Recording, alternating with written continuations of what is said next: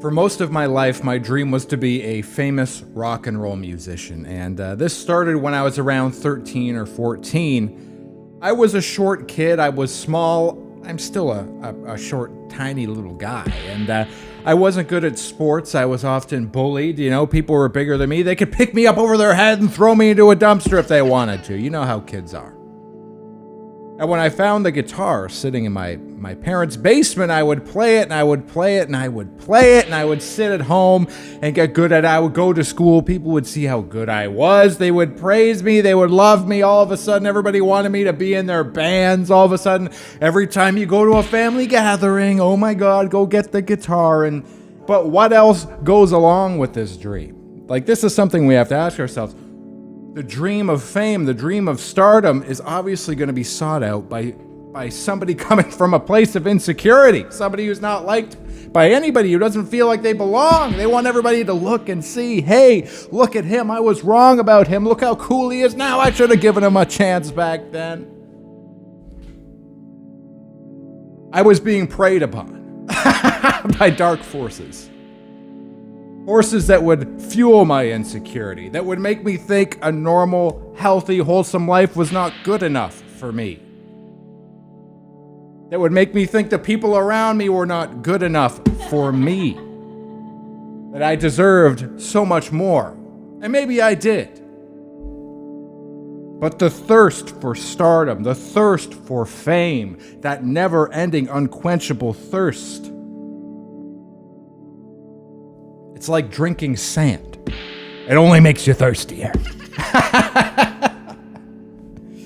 And you'll see people around you with that same desire, with that same crack running through their spine.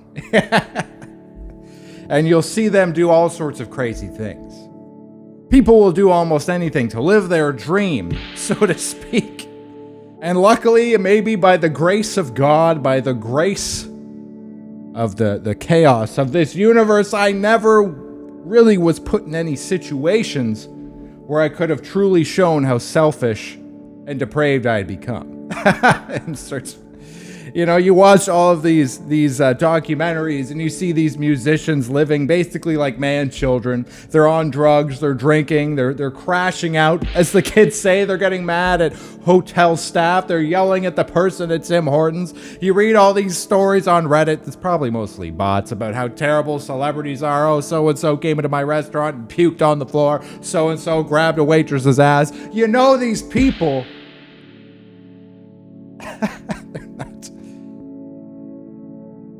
You're probably a better person, is what I'm trying to say. You're probably a nicer, more wholesome, more well-rounded, wiser, smarter person. The entertainment industry is an industry.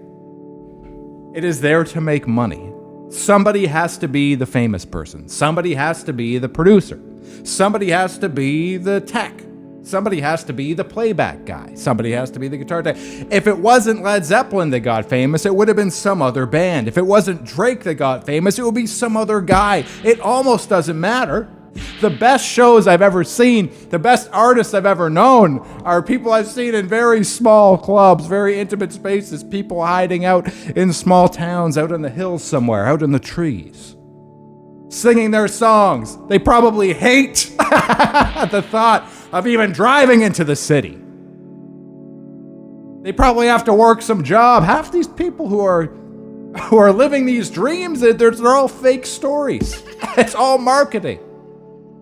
The whole thing is set up to sell you stuff, to run you ragged, to put you in debt, so that you'll go to the music store and buy a bunch of recording equipment to make your album, because the album has to be big, and the guy at the record label told you that it's got to sound better because it's got to sound like this song. All of a sudden, I'm financing a giant Neve fucking console or something, or I'm paying $300 an hour for a recording studio just at the shot to live my dreams. Do you realize that music is something that has always been with us? Art is something that has always been with us, long before the idea of industry?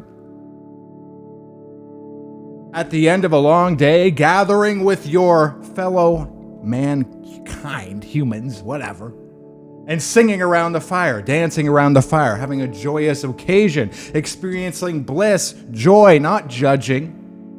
not wondering if the chorus pops.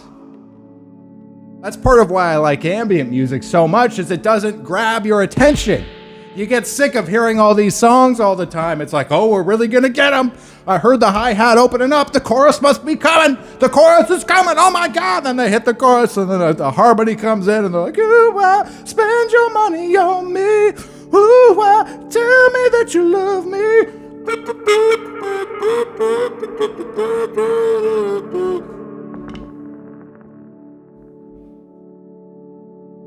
It's pop music, popular, meaning it sells. I think every musician should have to go in the woods and bang a stick off of a tree for 5 years before they even get their hands on an instrument.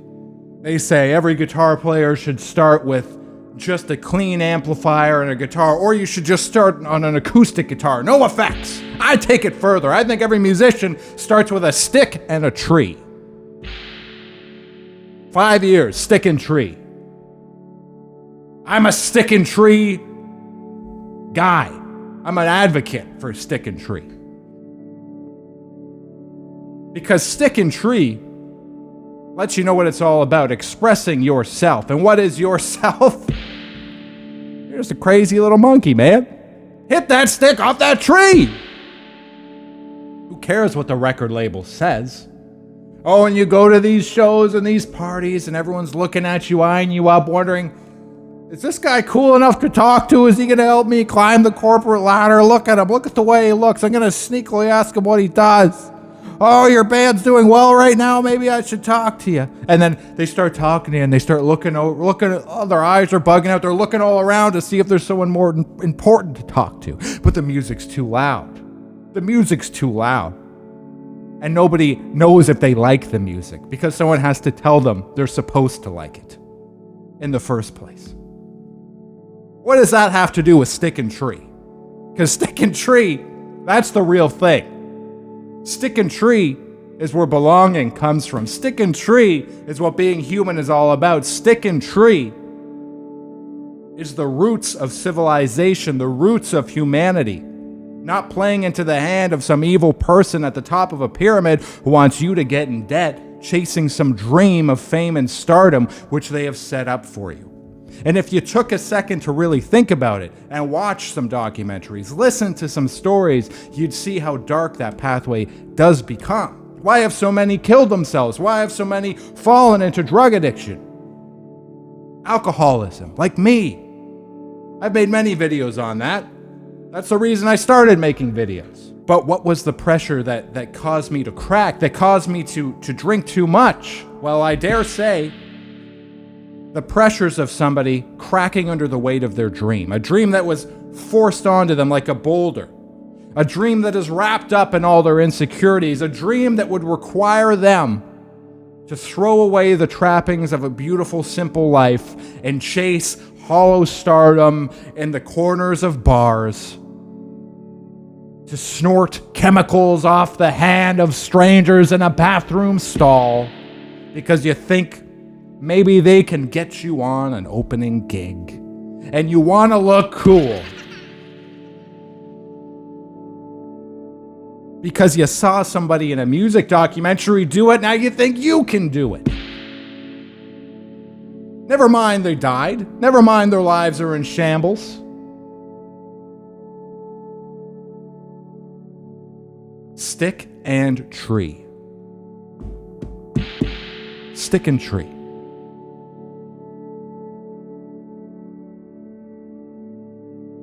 All these motivational messages that I absorbed in my younger years. Think and Grow Rich, Les Brown, Napoleon Hill, Earl Nightingale. Yes, there's some beautiful stuff in there. There's some stuff I really enjoy. There's some stuff I still to this day say in my head. One of my favorite things to say is, it's possible. I love saying that to people. And not in a sneaky, sarcastic way, but if somebody presents me their idea, their dream, I say, it's possible. It's possible you could make that happen, and I think it's a good idea. It's possible. But when you fill your mind up with all of this stuff, that you have to burn the boats, that if you just don't quit, you'll eventually make it. And you look back on your life and you think, I'm homeless, I'm drunk, My relationships have fallen apart. I'm in debt. Crushed under the weight of this dream. Crushed under the weight of this ambition. You gotta reflect. And you gotta wonder, where did this even come from? I guess a simplified way of kind of really encapsulating what I'm trying to say is that we live in a society.